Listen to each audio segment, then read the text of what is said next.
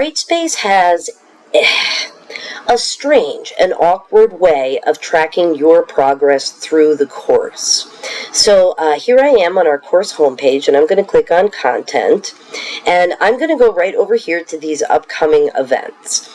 And the first thing that you notice when you come into upcoming events, that there are 3 links up top: overdue, upcoming, and full schedule. Now, I'm in the overdue list, and if I scroll down, I have not done anything in this class, but there are some things that I can do, and there are some things that I will be blocked from having access, even though it's on this list, and even though Brightspace is telling me it's overdue. For example, this histology lab loose connective tissues for the U sections of the course ended on September 30th. And if this recorder is picking up the date down here, it is October 3rd. And therefore, even if I were to click on this, I would get the start page for this quiz. It would tell me that 1 attempt is allowed, but that I completed none, and there would be no start quiz link for me to click. And so, in that way, I'm not capable of completing this histology lab. So, then why is it on my overdue list? It's because I never check marked, saying that I saw that. I know it was due. I know I didn't do it. I know that I also can't do it.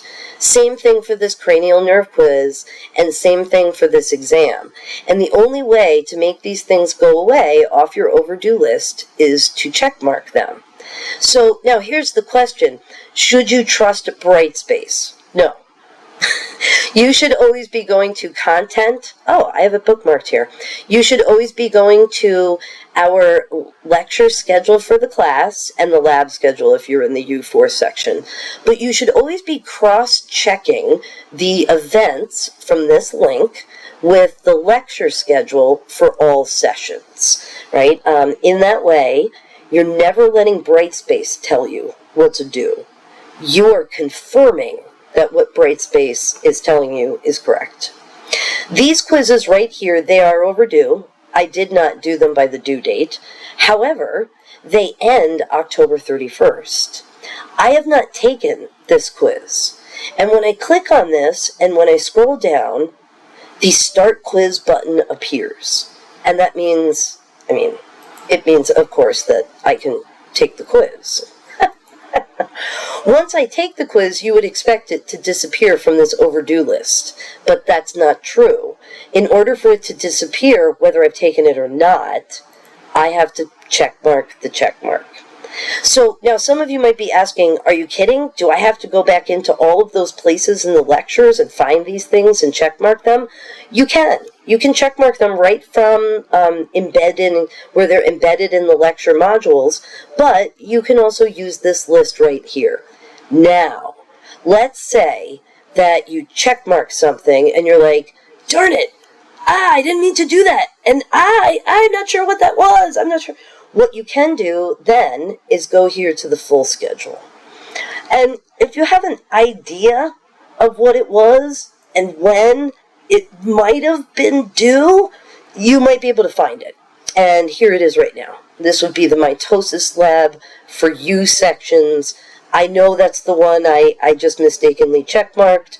As soon as I uncheckmark it, it is back here in the overdue list. Okay, so the goal here is to keep this completely clean, right? The idea is that you should have checkmarked everything because you know if you have done it or if you lost your opportunity to do it, right? So ideally, your overdue list should always look like this. The upcoming list is organized a little differently. It's organized by date. And so in our class, the next due date, it's always a Sunday, right?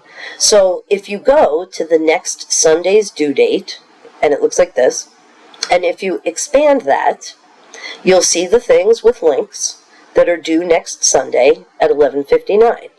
And of course, I forgot to say that this is only for U sections, but of course you would also be looking at when the availability ends, And you would also be looking to see if it's for all sections in the lecture schedule or if it's just specifically designated for the U sections.